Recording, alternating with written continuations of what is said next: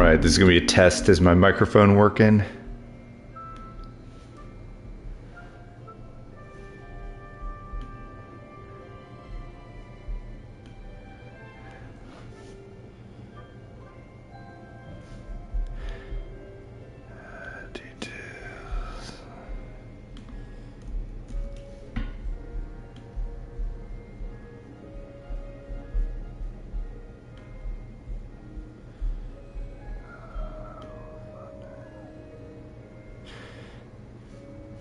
Hello everybody, I don't know if my mic's working. If you could let me know in the comments. I know we were having some trouble with it last time.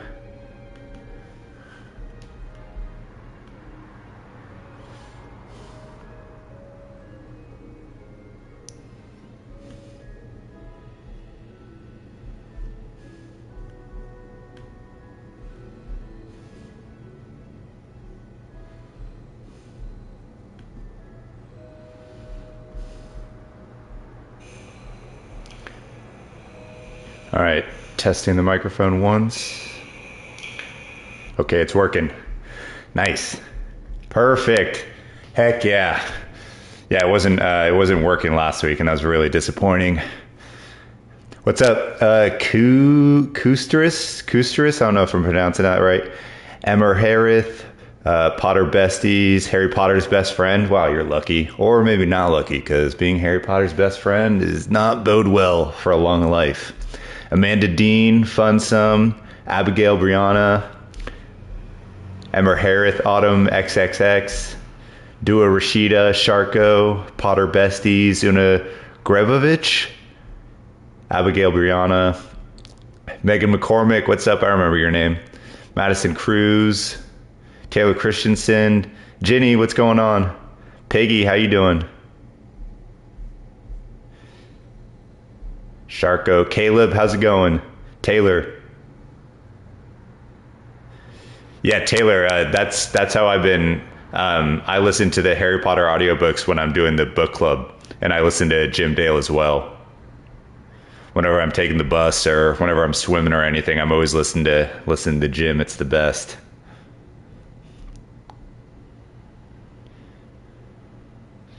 Funsome. I'm watching this while queuing. Oh, you're at Disney World? That's awesome.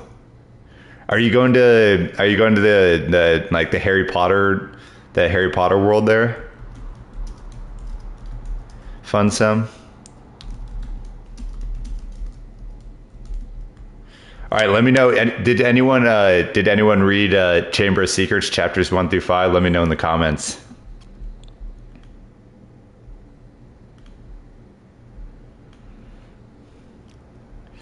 Pure Blood Gryffindor, how you doing? Doom guy. You gotta shave. You look younger when you shave. Yeah, I did shave. That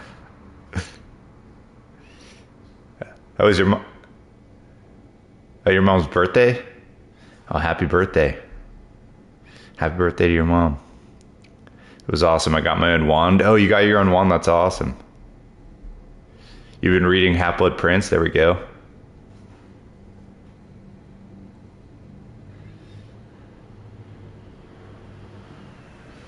Yeah, Harry Potter's best friend. Yeah, you've read it around 200 times. Hey, Maya, how you doing? Mudblood. And your house is Hufflepuff? Well, I guess I'm Hufflepuff, too. All right, so who's everyone's favorite character in Harry Potter? Let me know in the chat before we get started. I want to know everyone's favorite character and what house they're in before we dive into chapters 1 through 5 of Chamber of Secrets. Sirius? Yeah, Sirius, me too. Oh, Funsome, you're... Oh, I thought you were saying that she was your best friend. Ginny's your favorite character, Maya? Nice. Ginny, Sirius, and Ron, Hagrid, Fred and George. Nice, twins. I always wonder if there's a difference between Fred and George. I feel like I did a video on that, but... Ginny? Yeah, Ginny books for sure. Movie Ginny is tough. Bala, you like Snape. Custis, you like Regulus Black. And of course, right when I start this, the garbage man is coming right when I start. I'm sorry if there's any noise in the background. Hey, Jorquat, yeah, I saw it. I'll check it after this. Fred and George, Gryffindor, Bellatrix for Piggy, Sirius and Hermione, Caleb Carr, Harry. Yeah, Hufflepuff. I'm Hufflepuff too. All right, so in Chamber of Secrets, we start out in chapter 1, and the title of the chapter is The Worst Birthday Ever. And this definitely isn't a lie, because not only is Harry at the Dursleys just being absolutely tortured per usual, Dobby is also intercepting all of his mail. So Harry on his birthday, sorry, this garbage truck is really distracting me right now. So Harry on his birthday, after 1 year at Hogwarts, he has the best time of his life. He's a wizard. He finally has friends. He finally has a life to go to, and it's magical and it's amazing. But then all of a sudden, his first summer away from his friends, he's not getting any letters from anyone. And on his birthday, no one's sending him, none of his supposed friends are sending him happy birthday messages. Like, that must have been just like an awful feeling.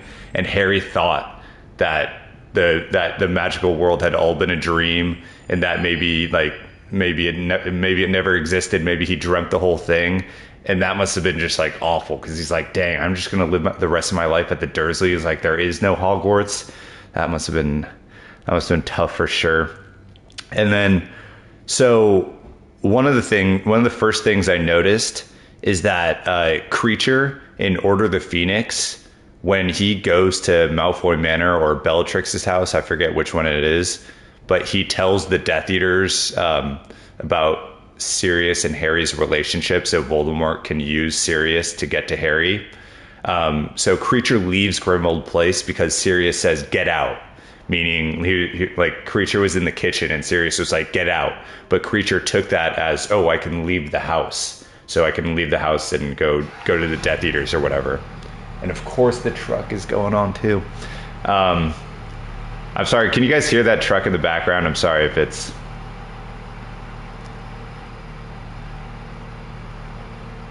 Gosh darn it.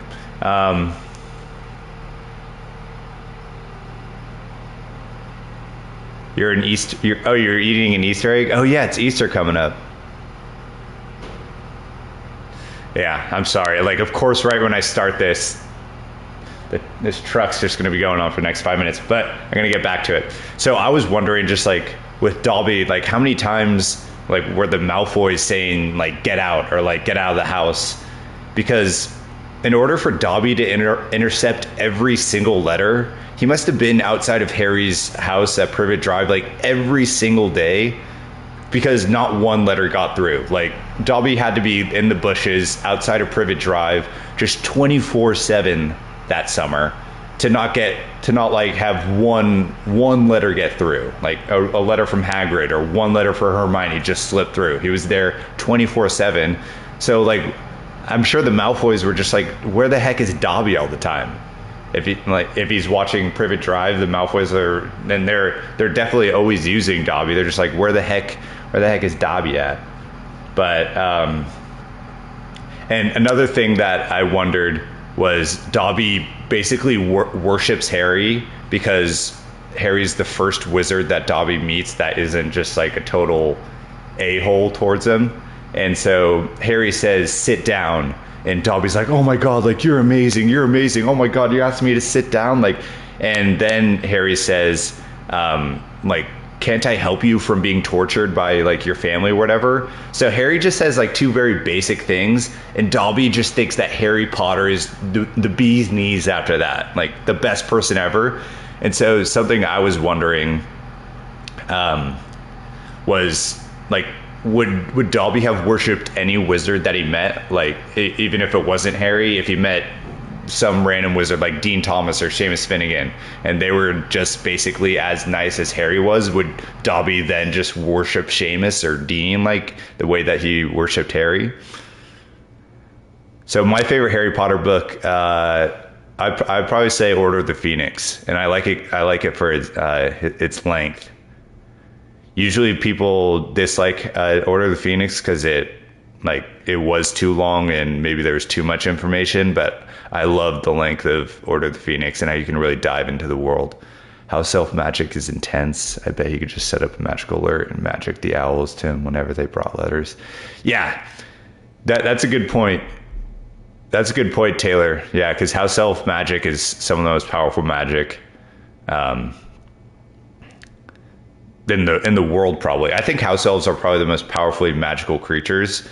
But imagine being those owls if Dobby was doing that. Every time a letter was sent to Harry, all of a sudden, like, the owl all of a sudden appeared to Dobby. The owl must have been like, what the heck's going on? And something else that I wondered is that I wonder if, because Hedwig was going crazy, because the Dursleys locked her up in Privet Drive and they didn't allow Hedwig to fly around, so Hedwig was going crazy. But was she also going crazy because she knew that owls were being intercepted and that owls were being messed with by Dobby? I was kind of wondering that, like, did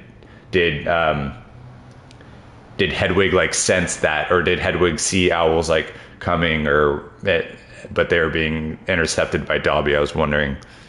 I don't know if that was a thing, but I wonder if all house elves produce house elf magic. What if they're half human and half house elf? What would they do?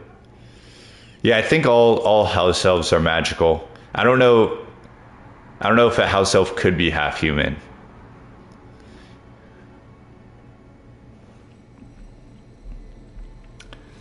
And so another thing that I wondered, I wonder if a witch or wizard could marry a house elf. No, I don't. I mean, I'm all for love love is love, but I don't know if a house elf and a human, I don't know what the point of marriage for them would be.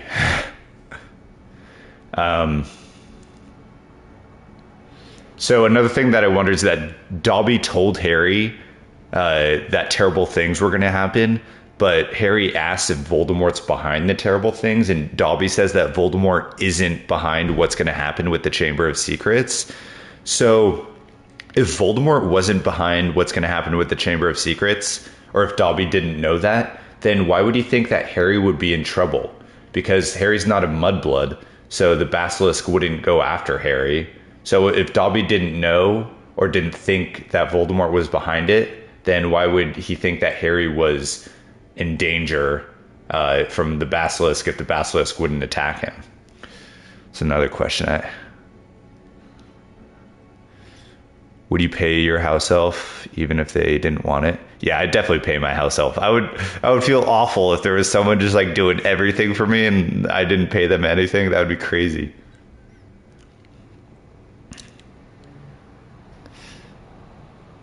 I don't think house elves can. Yeah. Dobby play game, but Dobby said that Voldemort wasn't behind it when Harry asked.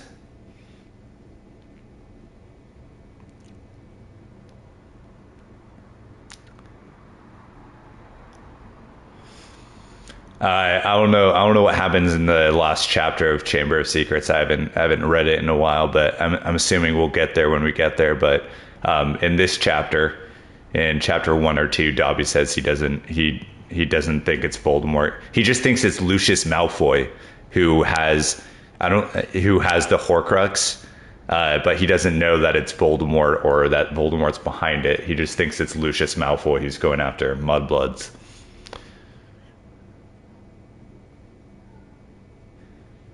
So I'm assuming there aren't going to be any spoilers, Taylor, because we're just talking about Chamber of Secrets chapters 1 through 5, so we're not deep into the...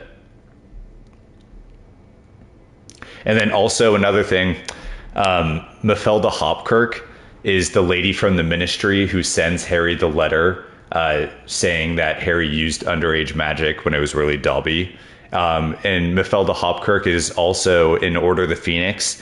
She sends the letter to Harry when he uses underage magic, when he uses the Patronus against the Dementor. And then Mephelda is also the lady that Hermione turns into when they use Polyjuice Potion to break into the Ministry of Magic in Deathly Hallows.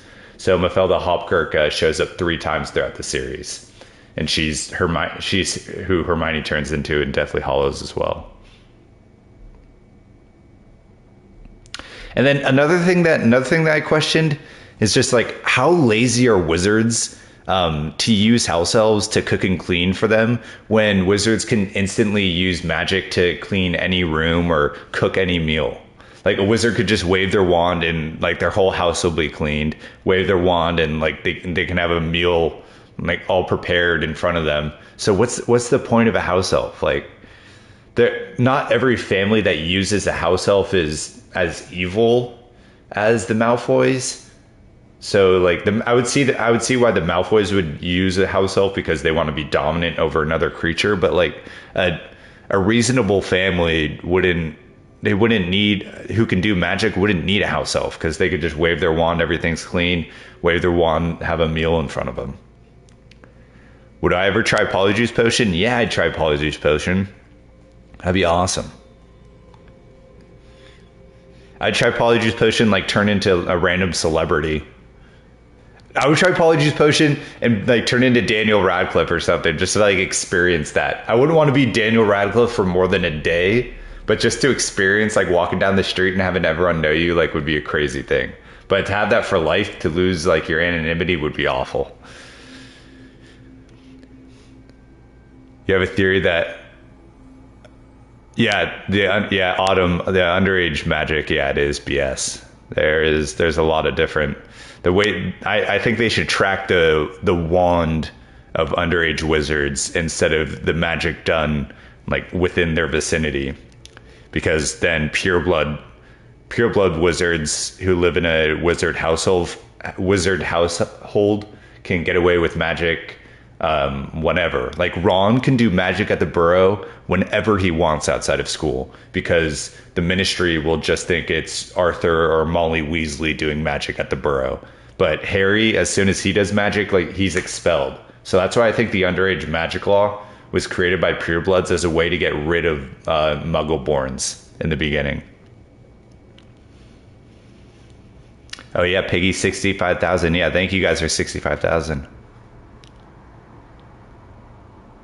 People wanted to look rich by having a house elf. Yeah, that's a bit of a selfish. Pureblood Gryffindor. Yeah, people who have house elves are just. So, another thing that I noticed when Mr. Weasley is explaining his job to Harry, that he works in the misuse of Muggle artifacts office in the Sorcerer's Stone. Harry asks Hagrid what the point of the Ministry of Magic is, and Hagrid says that the point of the Ministry of Magic, the main point of the Ministry of Magic is to keep magic away from the Muggles and to keep to make sure that Muggles don't know about magic, and basically that to keep Muggles ignorant of magic. But then Arthur says that in his office, it's only him and another guy named Perkins, and their job is to wipe the memories of Muggles after wizards mess with them with like Muggle stuff. And I'm like, okay, if the whole point of the Ministry is to keep magic away from the Muggles and to keep Muggles ignorant of magic, wouldn't Mr. Weasley's office be like way bigger and way more important? If that's the whole point of the Ministry, and it's only him and one other guy who are wiping the memories of Muggles who see magic, like that didn't really make sense to me. Kustis, you wanted to ask what you think about your theory. I think that the dragon has to steal the golden egg from his Norbert. Wait, I think. So Norbert was a Norwegian Ridgeback, I think, but I don't think there was Kustis, I don't think there was a Norwegian Ridgeback in the first task of the Triwizard Tournament, so I don't think it was Norbert.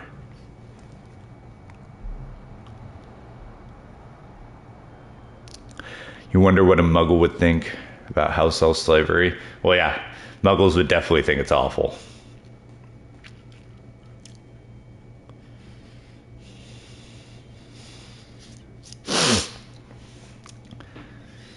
There wasn't just the Hungarian Horntail. There was also the Chinese Firebolt. I forget what the other. Oh, the Welsh Green, and I forget what the fourth dragon was.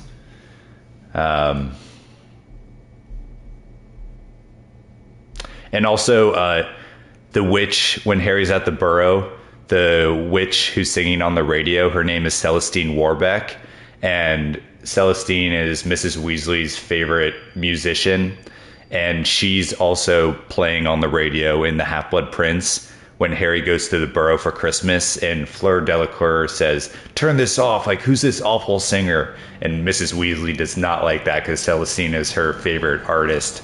So that's when Mrs. Weasley and Fleur butt heads.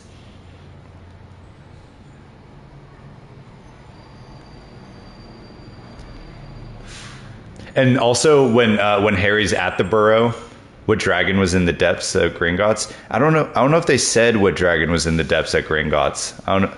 It's probably, you could probably look it up on like online or something, but I don't think in the books it said what type of dragon was down there. But also at the Burrow, it said that the Weasley's pond is full of toads, and toads are one of the magical creatures that you can bring to Hogwarts. You can either have a cat, an owl, or a toad. And so I was wondering, are all toads magical? And if they are, then why didn't the Weasley kids use the toads from their pond as their pets at Hogwarts?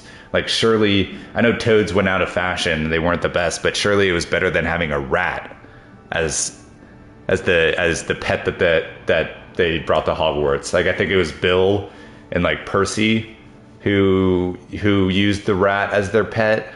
But if they had a pond full of toads, like, toads would surely be better than having a rat, you know? But plot, you know? Okay. The dragons were Hungarian, yeah, Welsh, green, Chinese. Oh yeah, Swedish short snout was the one that I was missing. Yeah, the rubber duck. That's a great line in the movies. I love that line. What is the function of a rubber duck? And also, so another question that I had is what's the point of the ghoul in the Weasleys' attic? Because the Weasleys have a ghoul in their attic, but whenever it's referred to, there's no use for it besides Ron pretending in Deathly Hallows, besides Ron pretending that it's him who has Spatagroy up there. But why do the Weasleys have the ghoul in the attic? I didn't understand the point of it. And Harry says that the ghoul would drop stuff on the floor whenever the Burrow got too quiet, because basically J.K. Rowling is explaining like how everything's like noisy and like fun at the Burrow, and whenever things got too quiet, the ghoul would drop something on the floor to make some noise. And I'd just be like, oh, that'd be awful. Like, if you're just trying to enjoy some peace and quiet at your house, and there's someone in the attic who just makes a bunch of noise whenever it gets too quiet, I was like, what the heck is the point of the ghoul? If it just seems awful. There was a time where Mrs. Weasley would set the family ghoul on the Daily Prophet reporters. I don't think that's true.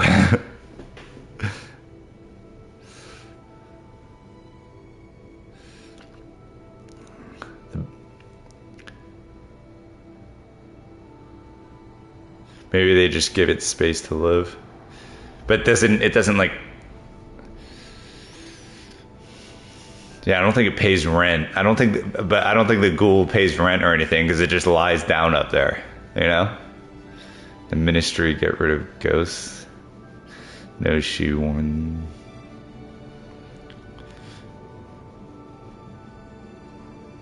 I saw your first video and realized that's where a legend was born. What was my first video? Thank you, by the way, Pureblood Gryffindor. I remember my first videos were all like fan fiction stories. I would write maybe it's one of the Weasley families who died in the attic and is trapped in the attic. That'd be depressing and scary. Autumn.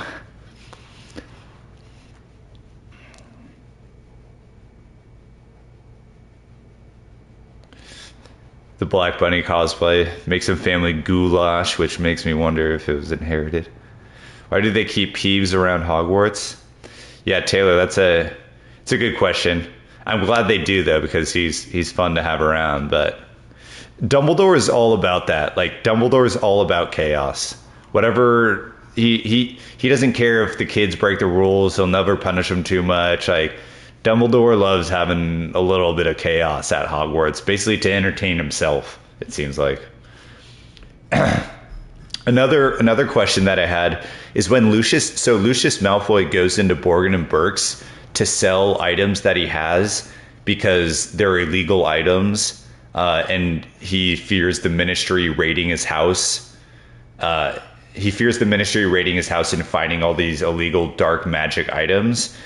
But if the Ministry if they're illegal items, how is Borgin and Burke's allowed to sell them? How is Borgin and Burke's allowed to have all these dark magic illegal items? They're literally right down the street from Diagon Alley, the most famous street in the whole wizarding world.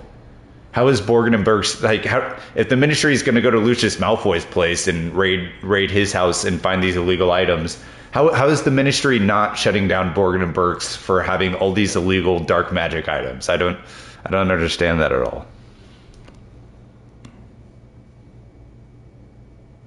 Dumbledore only cares about the Gryffindor's well-being. Yeah, seems to be true a lot.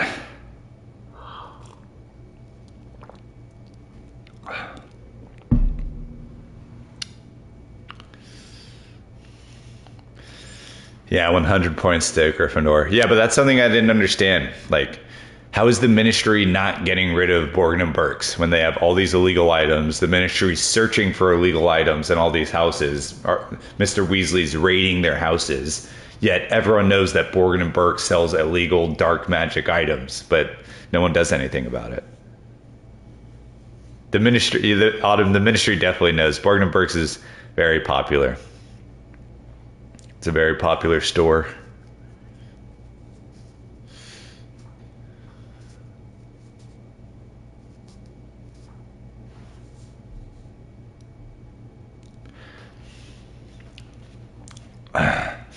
And then also, so when they use flu powder to get to Diagon Alley, why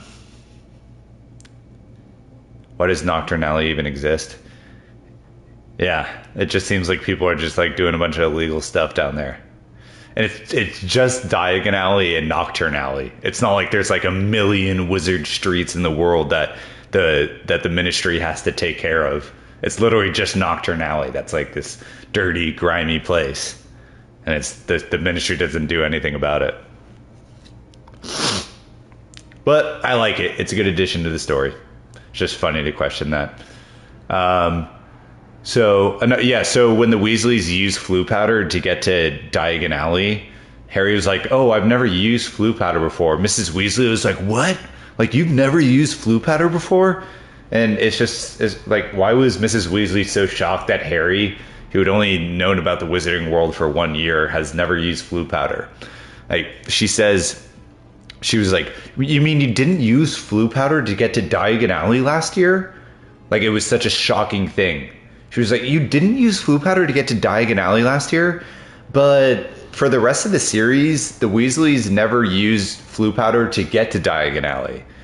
So why was Mrs. Weasley so shocked that Harry didn't use flu powder to get to Diagon Alley in his first year when they only used it in Chamber of Secrets?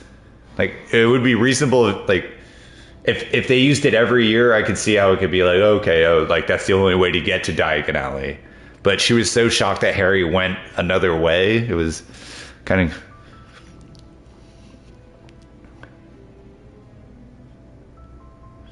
Oh, Jorquat, thanks. You're too kind. Leona, how you doing? She could have known that he lived with Muggles. What is in it in the story? Yeah, she did know that he lived with Muggles because Ron told the whole family about Harry. And it was even rumored before Harry went to Hogwarts that he went to go live with Muggles. Oh, thanks, Maya. 50 points to Hufflepuff. Hey, Weasley twins, how you doing? And then also, so in the books, at Flourish and Blots, there's the scene in the movie where Lockhart's there and he gets a picture with Harry and he's like, "Oh, together we'll make the front page." And then Harry and them run into Malfoy, and then Lucius Malfoy shows up. And in the books, Lucius and Mr. Weasley get into a big fight and they're scrapping and they're knocking down shelves and they knock over Ginny Weasley's cauldron of books. So when Mr. Weasley and Lucius Malfoy are fighting, Ginny Weasley gets her cauldron knocked over full of her books, and that's when Lucius Malfoy has the opportunity to put Tom Riddle's diary in Ginny's cauldron. But in the movies, he just like takes the book out and then is like, oh, tether like secondhand books or whatever, and then puts Tom Riddle's diary back in. But without the fight in the book, then he wouldn't have been able to get Tom Riddle's diary in Ginny's cauldron.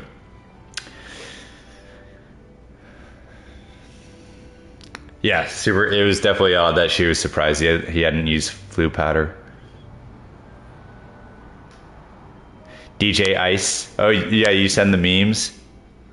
I love Harry Potter memes. Yeah, the fight, Taylor, the fight would have been awesome between Lucius and Arthur. And then another thing that while I was reading, when Harry and Ron are blocked from going through to platform 9 3/4 from going through the barrier, I was like, oh my god, like imagine how panicked Hermione was during that whole entire Hogwarts Express ride, like knowing that Harry and Ron weren't on the train and having no idea where they were. Hermione must have been having like a full-blown panic attack. I also love in the books how Harry gives Ginny all his signed books. Oh yeah, in the Buy Zone. Yeah, that is a good move by Harry. And honestly, it's the least that he could do, because the Weasleys had when the Weasleys went into Gringotts, they had 1 galleon. They had 1 galleon in their bank. How did they afford everything? And Harry had just like a fortune down there. Well, I remember Lucius taking her Transfiguration book, and then, yeah.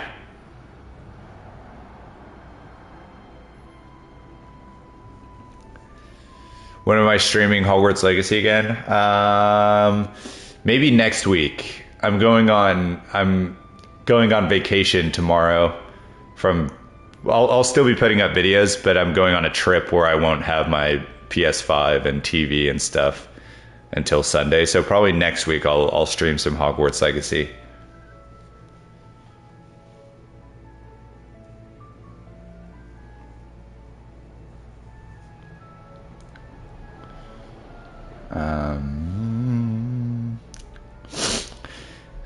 And then, so when Harry and Ron arrive at Hogwarts using the flying car, Snape tries everything to get them expelled as their punishment. And when Dumbledore and McGonagall say that Harry and Ron aren't going to be expelled, Snape is like, are you sure? Like, are you sure you shouldn't expel them? Like, come on, please expel them. But if Snape is supposed to be protecting Harry in this moment and for all this time, if Snape is supposed to be keeping Harry safe and protecting Harry, why is he trying so hard to get Harry expelled? Because if Harry's expelled, then he's going to be screwed. He's going to be screwed out in the real world without knowing how to do magic. And when Voldemort comes back, if Harry doesn't know how to do magic and he turns 17 and his mother's curse breaks, then he's dead in the water. So if Snape is supposed to be protecting Harry this whole time, why is he trying so hard to get Harry expelled? Snape is so childish, and he's way more evil in the books. Everyone loves Snape just because they love Alan Rickman. If you read the books and you like Snape, I don't know what's really going on, because he was just such an evil dude to all these little kids. People just like Alan Rickman.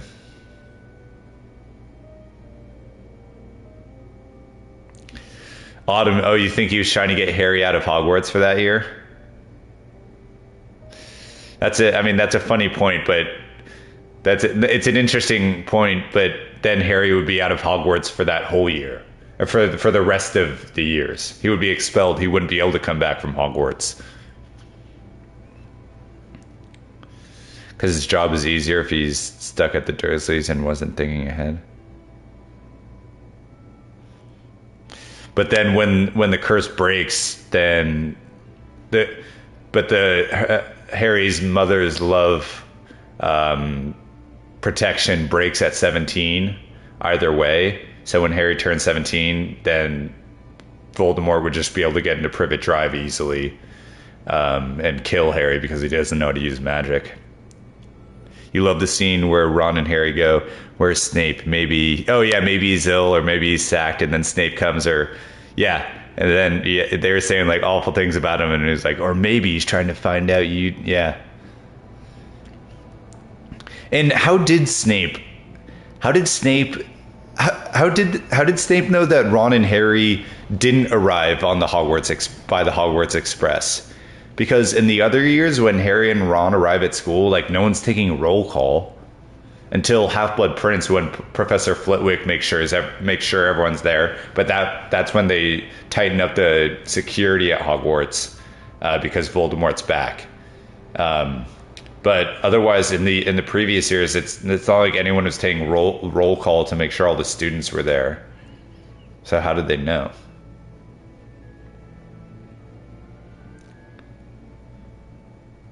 Yeah, Snape he's better. He's a better person in the movies for sure.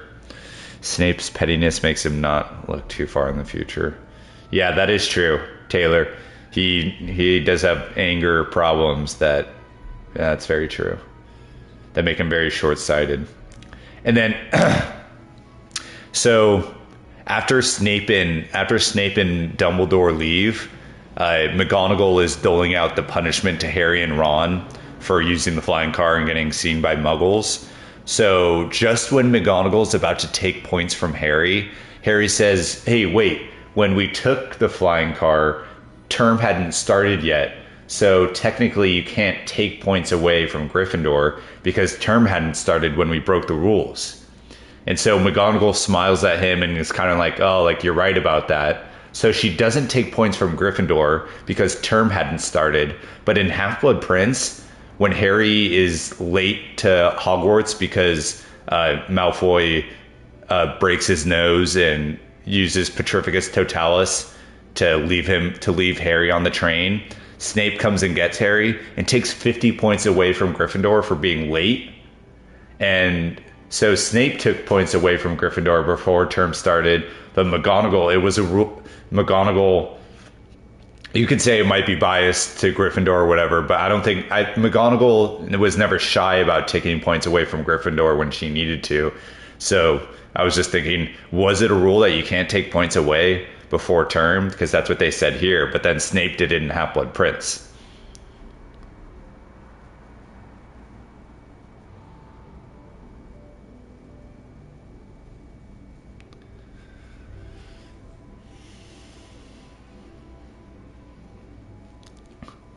I hate how they robbed Finding Harry. Yeah, it would have been cool. Yeah, Half-Blood Prince. Yeah, you're right, Autumn, because they didn't. Tonks was at Hogwarts. He was one of the Aurors protecting Hogwarts the whole year.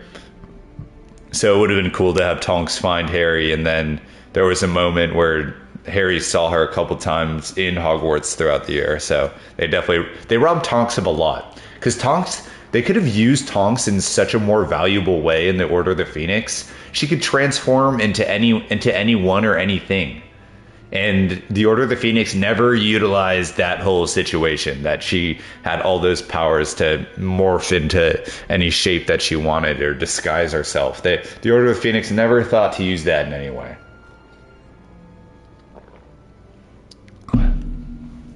Yeah, we could have seen her Patronus, which was a wolf, but Harry thought it was a dog. And then also, another thing that I noticed is that after McGonagall punishes them, they're in Snape's office when McGonagall punishes them. And then McGonagall leaves to go to the feast, but she puts 2 plates in front of Harry and Ron and is like, you guys eat here. You guys aren't allowed to go to the feast because I don't want you guys to show off that you flew into a flying car in here. So she has Harry and Ron eat in Snape's office, and Harry says the food keeps appearing on their plate. But I thought the Hogwarts kitchens were designed to look exactly like the Great Hall so that they could just put all the plates in the Hogwarts kitchens. They could just put all the plates on the tables and they would go right upstairs to the Great Hall. I thought they were set up exactly like the Great Hall was, so they would be able to send food up and down or whatever. But so how is food constantly refilling into Snape's potions office? That seems like it would have been like, how did the house elves know what was going on, or to send food to Harry and Ron? I didn't really understand that. Evadine, how you doing? Lupin and Tonks should have been spared. They had a newborn. Yeah, but J.K. Rowling that said that she killed Lupin and Tonks because it was like the circle. It was the circle of life with the series. How the Philosopher's Stone starts out with Lily and James leaving a newborn behind, and then at the end of the series, it's Lupin and Tonks who are in Lily and James's shoes, leaving a newborn behind. So it was kind of, that's why J.K. Rowling did that. It was symbolic of, there's a new Harry in the world. There's a new family torn apart by their parents being killed. Why did they do the rest of the food after every feast? Yeah, what did they do with the rest of the food after every feast? I wonder what they did. Maybe the house elves like just had like all the food they wanted. Or I'd like to think that they gave it to some kind of orphanage or something. Because there definitely was You're not a fan of Bellatrix? I kind of like Bellatrix.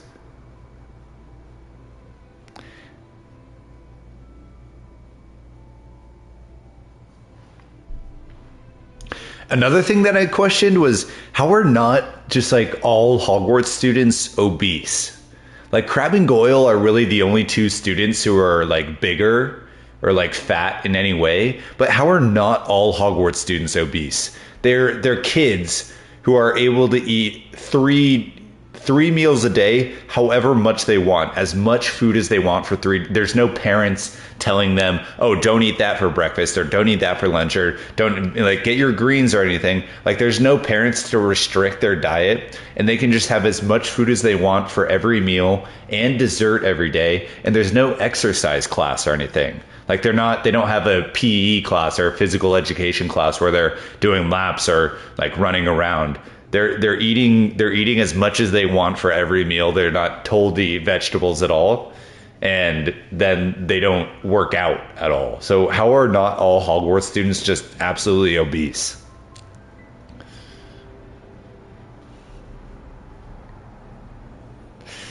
Just the huge the grounds of Hogwarts that they walk around. Yeah, but that is true that the Hogwarts grounds are big, but I don't think that would stop them. I don't think walking around like to different classes and stuff, I don't think that would combat the amount of food that they were eating and the type of food that they were eating every day. That is a reasonable thing to say for sure, but I don't think it would combat the amount of food that those kids were eating. Yeah, all the stairs. Yeah.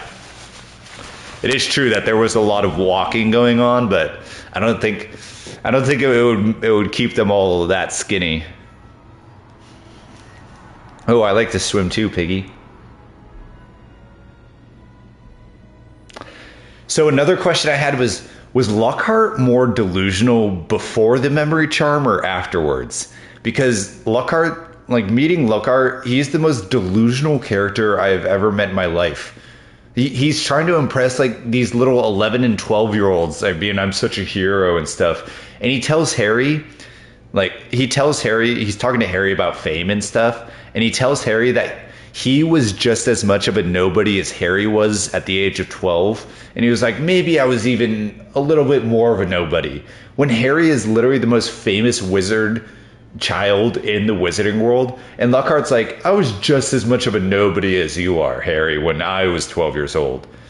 And it's just like, it was Lockhart. It was almost better for Lockhart that he got the memory charm on him. I don't know if he was more delusional before the memory charm or afterwards, because the things that he was saying, like he's trying to impress these little 12 and 11-year-olds, and he's just so delusional in the way he thinks and the things that he says, and he thinks that people are going to believe him. And it's just like, I think it was the best thing for him that he got that memory charm done on him.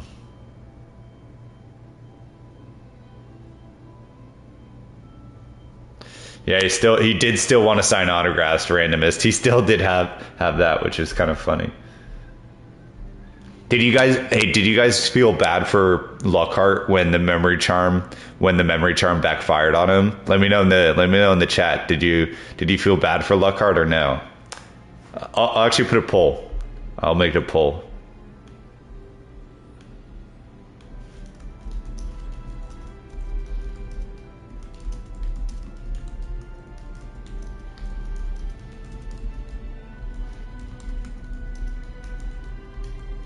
Oh, Eric Soder, how you doing?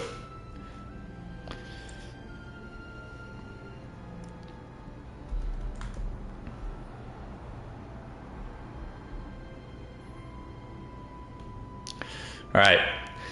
Let's see if anyone who felt bad for Lockhart when he lost his mind and who didn't. Let's see. No, 100%.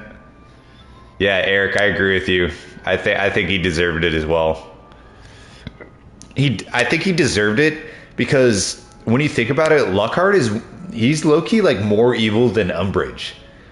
Because he goes up to all these wizards and he takes their greatest life accomplishments. Like when those wizards are on their deathbed, they're gonna look back and be like, oh, like that accomplishment that I had in my life, like I did have a good life. I did help people. I did do that. Like I'm happy. I can rest in peace now.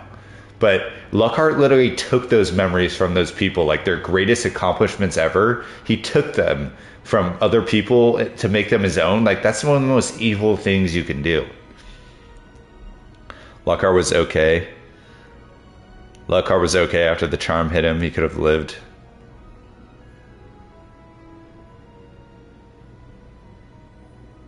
You feel bad for him, but probably kinder punishment than Azkaban would have.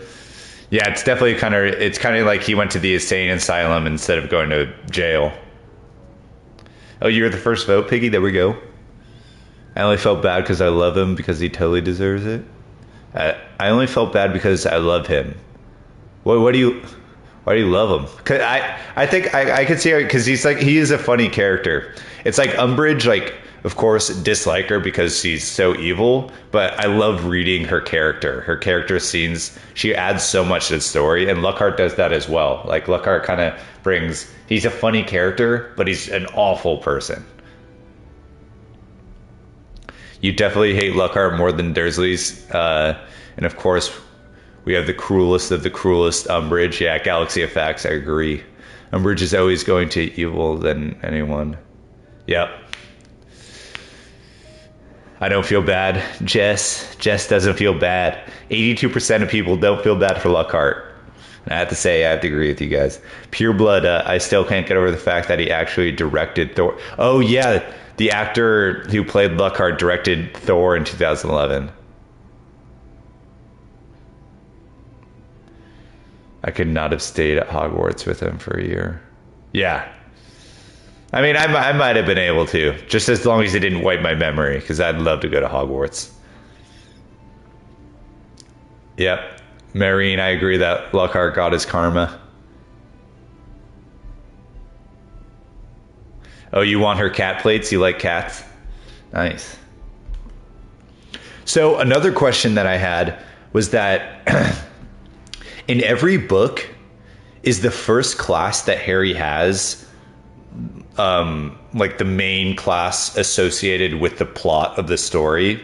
So for example, in Chamber of Secrets, Harry's first class is herbology because Professor Sprout is the one who gets the mandrakes, who raises the mandrakes so that the petrified students can be cured.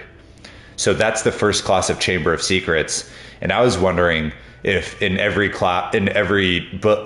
Harry Potter book, if the first class is always the class that's most associated with the end plot of the story.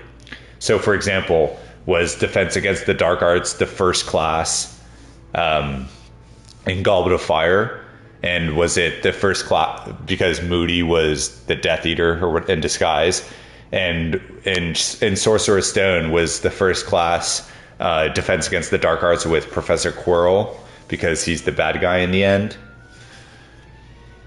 And then so on and so forth with, was it potions with Slughorn getting the memory and Half-Blood Prince?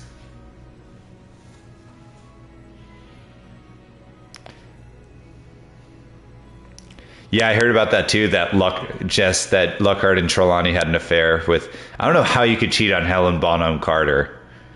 She's awesome. Yeah, randomness. So that's what I was thinking. The first class is like an Easter egg that like a lot of things. So that's what I was asking. I wonder if every other book, it's entering rest mode unless I do something. I wonder if in every other book that the first class is always the class that's most associated with the plot in the end. I love how Harry was surprised how Lockhart didn't run away from Snape in the dueling club. The difference between stupidity and bravery. Yeah, very true, Raghead. Yeah, Taylor, I'm definitely going to look that up to see if what the first class is every year. Love-hate relationship with Bellatrix. Autumn, I feel you there. And then also in the book, Ron says eat slugs to Malfoy, and he just says it. It's not a spell, and it's when Malfoy's making fun of Harry, where in the movie, Ron uses the spell, like he's like, eat slugs, and the spell happens or whatever, and it's because Draco calls Hermione a mudblood. But I don't know if that's coming up in a chapter. I haven't read Chamber of Secrets in a while, so I don't know if Ron does the eat slugs or whatever, but they had a mention of it in these chapters that Ron says eat slugs to Malfoy, but he doesn't do a spell on him. And then also,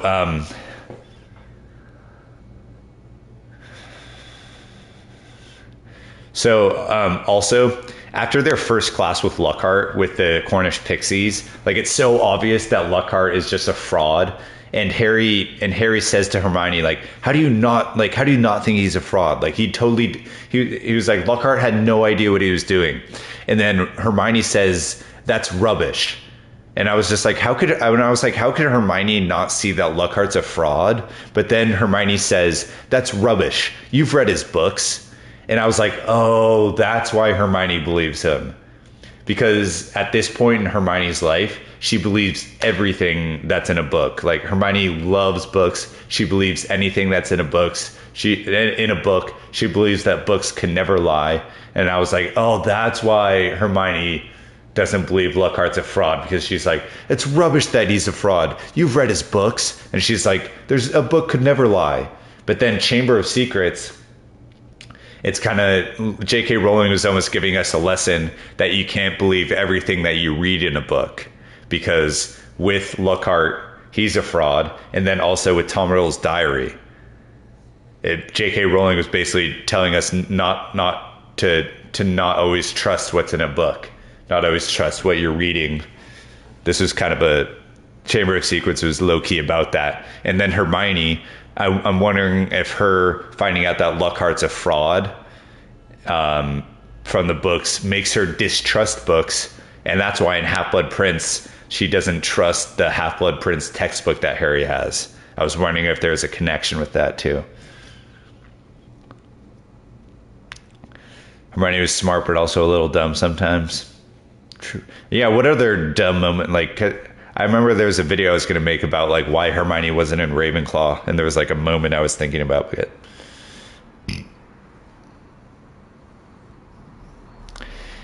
Yeah, so Maureen, Hermione was the smartest of the three, but never judged Lockhart's behavior. And I think it's purely because Hermione loves books and she trusted anything that was in books. I love Bellatrix despite her craziness. Yeah, Melanie. Bellatrix is an awesome character. Yep, Autumn, Hermione was too love-struck. Harry Potter is a book. Yeah, but Harry Potter is a book, but Rowling's basically telling us that you can't trust everything in books. You can't trust every book. You can't trust something just because it's written out somewhere.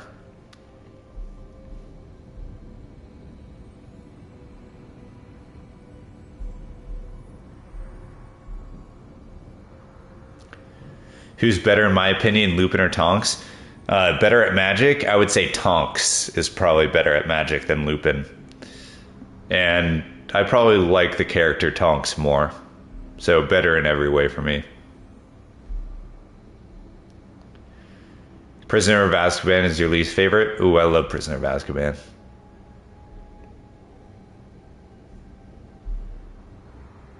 Rita's also another good example of don't trust everything you read. Great, yeah. That's great observation, Rodcod. And I hope I'm pronouncing your name right. Then Eric, you said, I think Hermione was just jealous Harry doing better and then nothing against books. Yeah, that's probably true as well. It was just like, I know it probably wasn't true, but it was just like a connection I was making while I was reading. I was like, oh, is like Hermione not learning not to trust everything in books? Does that make her like, does this lead to that? I know it's a far reach of a connection, but I thought I'd just bring it up because it is something that just entered my mind. What do you think about the Harry Potter reboot show? Oh yeah, the Harry Potter reboot show. I should definitely bring that up. Well, I'm so excited for it. And obviously a lot of people are saying is that it's going to be impossible to replace the cast because the cast of the Harry Potter movies was so good. And I agree with that. Like every character in Harry Potter was cast like perfectly, especially all the professors and the adults. And it's going to be hard to do that. But honestly, a TV series about the Harry Potter books is an absolute dream come true because that's all I've ever wanted. And because the movies can only cover so much. And I feel like the Harry Potter movies, every scene, the only scenes that are put in are scenes that lead to the end goal of the plot. So a lot of the movies seem like rushed in a way. Because one of the best things about Hogwarts is just like being able to sit in Hogwarts and feel like you're like living in Hogwarts and you're just enjoying the surroundings and the magic of it. And with movies, you can't really do that because every scene has to be rushing towards the end plot to fit everything in. And with a TV series, I feel like we're much more going to be able to just sit and really feel like we're in the wizarding world. We're going to be able to see those little conversations in the corridors. We're going to be able to hang out with Harry, Hermione, and Ron when they're just under a beech tree on a sunny Saturday and they're just talking about whatever. And we're going to be with the memories in Order of the Phoenix of Sirius, James, and Lupin and Snape. We're actually going to get to see that whole scene instead of in the movies like it was just like little flashes. And then we're going to see all of Tom Riddle's memories. So we're really why a TV show is going to be so awesome is because every season is going to be its own book. And so we're really going to live in the wizarding world. And when we're able to watch them all together, we're gonna be able to enter the wizarding world like we never have before. Because I always felt like the movies were too rushed. I don't know if that makes sense. Does anyone else agree with that?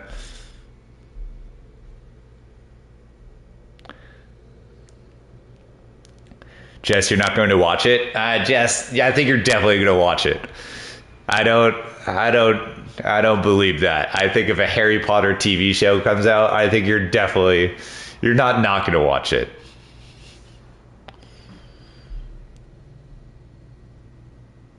Yeah, I mean, I'm nervous about the new cast as well, but I feel like we're going to get over that. We're going to get over that if it's a good casting, which it will be, because every actor is going to want to do this. They're going to be able to get whatever actor or actress that they want. So whoever is going to be in the role is going to be the perfect person because everyone wants to be in a Harry Potter TV series. It's going to make them so much money. Every actor and actress is going to want to be in it. They're going to have their pick of the litter. And that's why the casting was so good in the movies, because every actor was wanting to be in it. Yeah, Taylor, some of your favorite parts are where they're just hanging out at Hogwarts or going to Hogsmeade talking. Yeah, Taylor, exactly. So that's why a TV series is going to be awesome. It's because we can actually hang out. We can go to Hagrid's hut and not have the conversation be purely about be plot leading or talking about Voldemort. Like we can go to Hagrid's hut and have them just laugh about certain classes that they're having. And so, for example, a Hagrid's hut moment in Goblet of Fire was when Harry, Ron, and Hermione go to Hagrid's hut, and it's the day of the Triwizard Champion selection, and it's raining outside, and it's so peaceful. And Harry, Ron, and Hermione and Hagrid are just like talking and laughing about what the tasks in the Triwizard tournament are going to be and who's going to be selected. And Harry's like, "This is so calm, like it's rain pattering against the window," and they're just talking about who's going to be selected, what's going to happen in the tasks. And it's like those moments we're really going to be able to sit in the Wizarding world when we watch it. When in the movies, every single scene is just like, how are we going to lead to the end of the plot? How are we going to lead to the end of the plot? You can't really enjoy the Wizarding world. They should cast the original cast. Yeah, Autumn, everyone's too old for it though. Because all the adults were too old for their roles anyway. Like Snape was 60 when he was supposed to be like 31 years old. And Harry, Ron, and Hermione are obviously too old.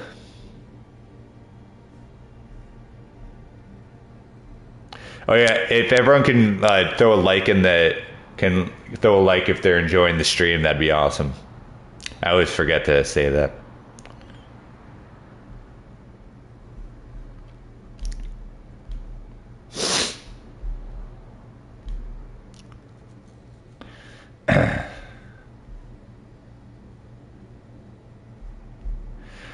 All right, well, everyone, that's everything that I had for Chamber of Secrets, chapters 1 through 5. Tom also said in the reboot, yeah. Yeah, that's everything I had for Chamber of Secrets, chapters 1 through 5. The next book club will be on Chamber of Secrets, chapters 6 through 11, probably. I'd say Chamber of Secrets, chapters 6 through 11. And it'll either be, I think it will be next Wednesday that we'll do the book club, because I'm going on a trip this weekend and I won't have all my equipment where I'm going. So it's going to be on chapters 6 through 11 of Chamber of Secrets next week. I hope you guys have all enjoyed the stream. Yeah, Rackhat. So I'm going to be doing these, and I hope I'm pronouncing your name right, but I'm going to be doing these every week. So we do a weekly book club. Tom Hiddleston. Yeah. So exactly. There's so many great actors that they could use for the TV series, and everyone's going to want to do it. So I'm not worried about the casting in that way. Oh, thanks, Randomist.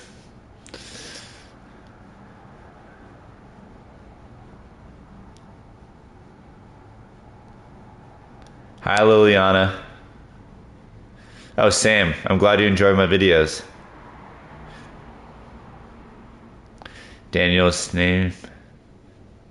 Daniel as Snape. Daniel Radcliffe as Snape would be hilarious. Imagine Daniel Radcliffe as Snape. That would low-key. Yeah, what if they use like Rupert Grint as Mr. Weasley? That would be hilarious. That would be freaking hilarious. Bye, Piggy. Bye, Lori. Oh, Maureen, I'm glad you enjoyed the stream. Yeah, that would be hilarious. Oh my god. Yeah, Daniel Radcliffe was Snape. That would be the most. Oh my god. Oh, that'd be that would just be so funny.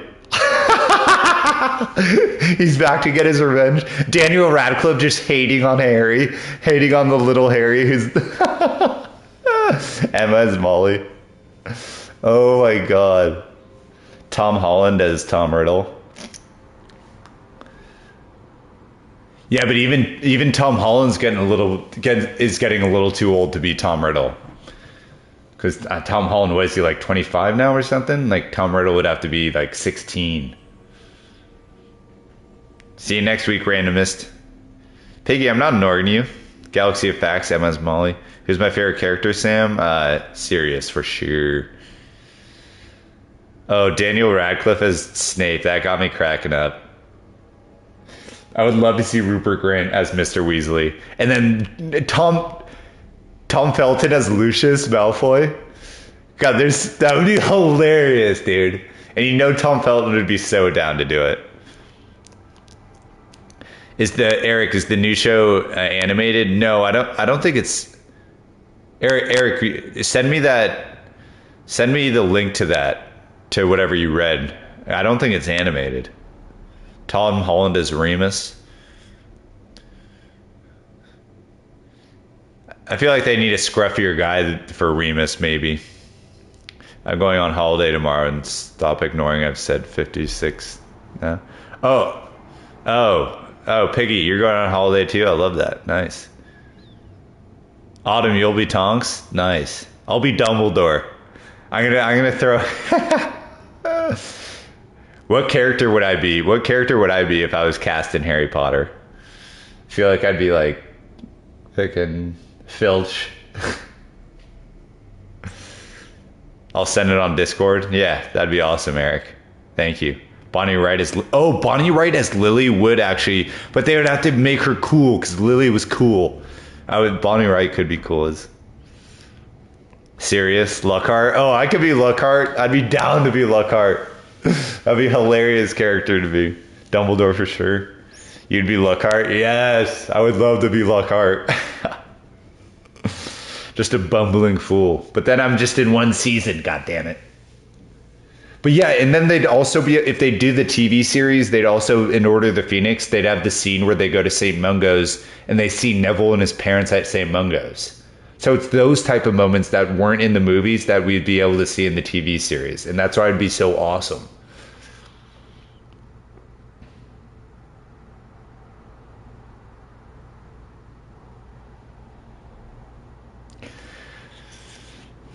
Yeah. Daniel, yeah, randomist.